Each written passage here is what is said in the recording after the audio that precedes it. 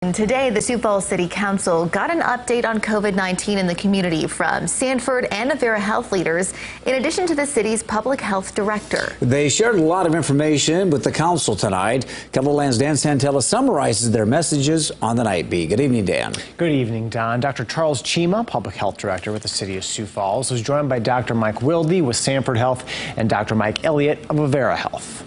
The message at the top of this slide summarizes the message the three doctors delivered to the Sioux Falls City Council today.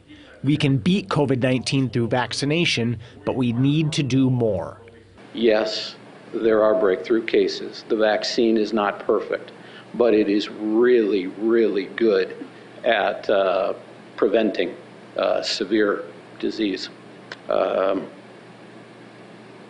I shudder to think where we'd be at without the vaccine. This is a look at the Sioux Falls area over the last 3 months. If you consider the most recent 2 weeks, hospitalizations are trending downward. Overall, hospitalizations and cases higher today than they were 3 months ago. But in the last 2 weeks, we're beginning to see hospitalizations drop, even though cases continue to rise. Most mornings at Avera McKinnon, we are between 98 and 100% full capacity. Our adult ICUs, somewhere between 95 and 100% capacity. Our pediatric ICU is at or beyond what we've typically considered at capacity. ELLIOT says that's not just because of COVID. Just over half of the Sioux Falls area population is fully vaccinated. The amount of virus that you're shedding is markedly less if you're vaccinated. So if you are at that football game or band competition or wherever, which is really exciting, that's great, and that's what we want people doing.